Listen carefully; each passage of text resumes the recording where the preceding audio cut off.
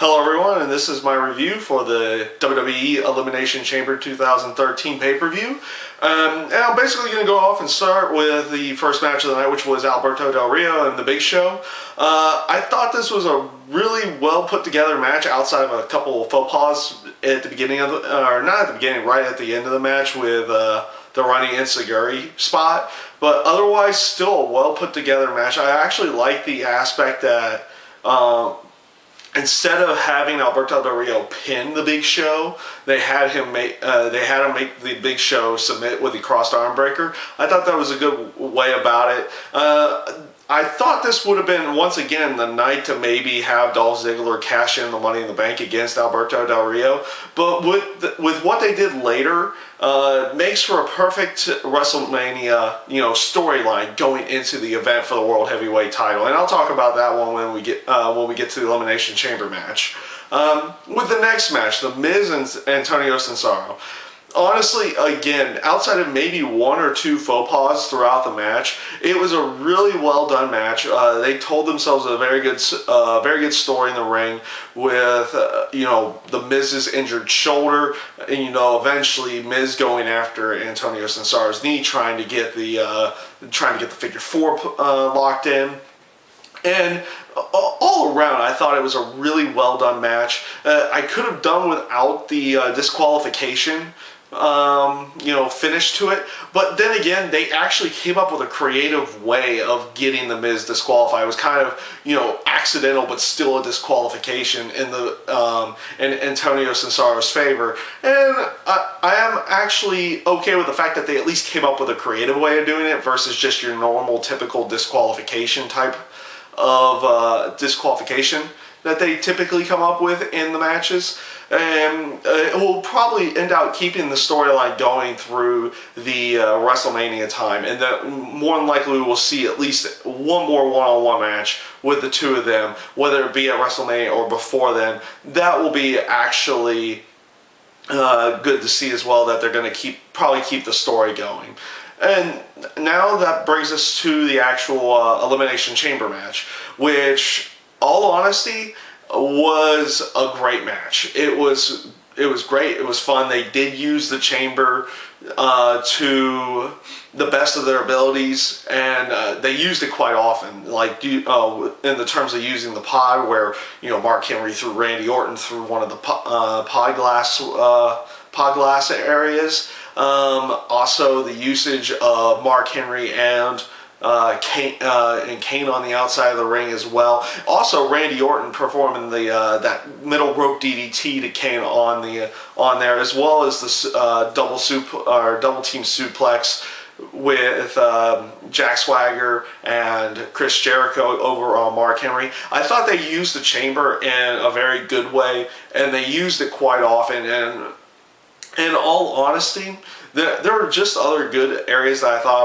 about the match. I figured Kane and Daniel Bryan would be the first ones to go, because they were more than likely not going to be put into like a main event-esque type picture for WrestleMania. They'll have something for WrestleMania, they just won't have a main event-esque type of match.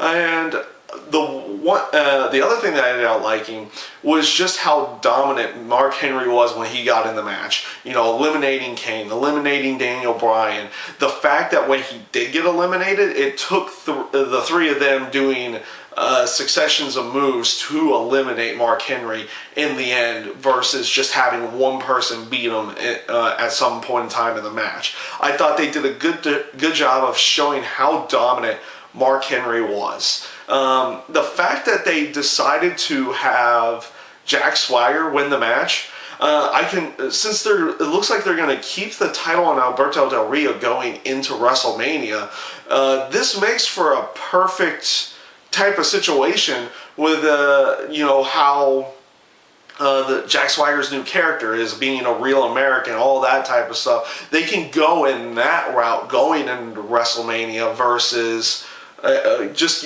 considering Alberto Del Rio's nationality and everything like that. They have a lot that they can play with in this one into a world title match, and considering the fact that they have probably a lot of high-profile matches going in there, they have a little bit of leeway with what they can do with storyline going into a world title match, considering that they can actually have somebody who's relatively newer to a main event-esque area. Even though Jack Swagger has had the world title in the past, he still hasn't really been much with a main event-esque area. So putting a relatively newer guy into the world title picture is probably the best way of going into the actual WrestleMania pay-per-view.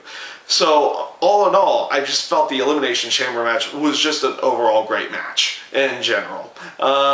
The six-man tag match with The Shield versus John Cena, Ryback, and Sheamus. Once again, I thought this was a great match. There were a couple of little faux pas going through there, but just tons of sick spots. Once again, The Shield is going off and showing that, this is a very good group of talent that they have with The Shield, and they're letting them show it off in these types of matchups within, not just against normal everyday guys, but they're actually using them with the bigger name stars. They always have them around, usually the bigger names, and they're letting them show what they can do on a higher profile stage, and I think it's really benefiting them. I'm really glad that they decided to allow The Shield again to go over in this sense, because it seemed like they were losing a little bit momentum. So it seemed like storyline wise it called for them to win the match, and I was really glad that that's the way they decided to go, was with them winning the match. It was a real fun match to watch again, and just really only good things to say about that one. It was after the Shield and what they also call Team All Stars. After that match, it was an impromptu match with Dolph Ziggler after he had cut a promo about him not being on the actual pay-per-view card. It ended up being him and Kofi Kingston.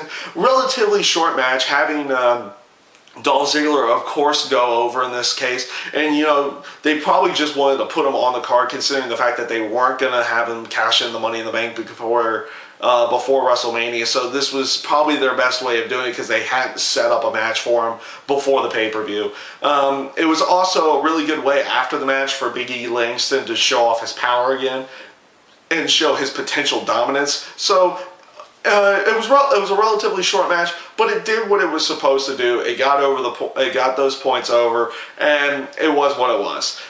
Next, with Tamina and Caitlyn for the Divas title. Honestly, there wasn't much build-up with this match, and considering the fact that they haven't really done much with Caitlyn with her since she won the Divas title, you pretty much figure they weren't going to have the title change hands here, and they ended up not. And of course, it ended up not doing that. All in all, it was a pretty decent match. Probably better than most of the Divas matches you typically see on Raw or SmackDown, so that was at least a good point, but there really wasn't much build up there, so not really much to talk about with that match. Which ends up bringing us to the main event, which was, of course, Rock and CM Punk. And honestly, adding the stipulation, having Rock be, if he was going to be disqualified or if he got counted out, he lost the title. It just brought another little aspect of psychology in there, and I was glad that they made this stipulation, like a week before instead of just throwing it in there last minute, because you kind of knew where the match was going to go, and it made it insinuate the match throughout the entire thing, having Rock potentially get counted out or get disqualified, having, every time you get a little bit tense every time the referee's trying to get in the way of the Rock when he's doing something in the corner or, doing something in that aspect. It just insinuated the match to me. I thought they did a really good job with it. Overall, I like the aspect of having the ref bumps towards the end, and of course, the real switcheroo, or not really switcheroo, but you had Heyman holding Rock, and Punk was going to hit him with the title. Of course, Rock got out of the way and gets and he hits Heyman, and then of course the Rock Bomb and the victory. Overall, I just thought they did a really good job again getting this match, getting this match over, and just with both of them, you can tell they really put a lot of thought into the actual match itself, and it just comes off really good in my mind. And Toe, of course, that makes it Cena and Rock at WrestleMania. Now, considering the fact that last year they called it once in a lifetime type of match, that we're going to end up seeing it again, at least this time they're going to insinuate more of the match with having it for the title. Last year you didn't necessarily need the title, but if you were going to do it again, you definitely need the title on the line. And also considering the fact that, even though CM Punk won't be in the main event of the actual show with the WWE title, depending on whether or not Undertaker decides to be on the WrestleMania card in general, if I think, in my own personal opinion, and probably in some other people's personal opinions, the actual Undertaker match is probably a more high-profile match at WrestleMania, because most people always consider the Undertaker streak at WrestleMania as being like the highlight of the show, the best part of the show. Yes, something else might be the main event, but that's usually the best. And with how the rumors have been going, it's going to be CM Punk and The Undertaker, and if Undertaker decides to do WrestleMania this year, I think that will probably be actually better for CM Punk, in the sense that I think he would have a more high-profile match than the actual main event match in general. But in tow, the main event will be John Cena and The Rock. And if they have to, they might shove CM Punk in there if Undertaker can't do the show or something like in that sense. So we'll see what ends up happening going into WrestleMania. I think it's going to be a fun time going into WrestleMania. You have a lot of storylines that can continue still going on with Miz and Antonio Cesaro. You don't necessarily have a full resolution with Ryback and The Shield in that sense. Of course, you have past feuds like potentially Dolph Ziggler and Chris Jericho and whatever part-timers decide to come in going into WrestleMania, because of course there's the rumored Brock Lesnar Triple H match as well going into WrestleMania. I think there's going to be it's going to be a fun ride going on, watching Raws and seeing how the stories build going into WrestleMania this year. So that's my review of the Elimination Chamber pay-per-view for this year.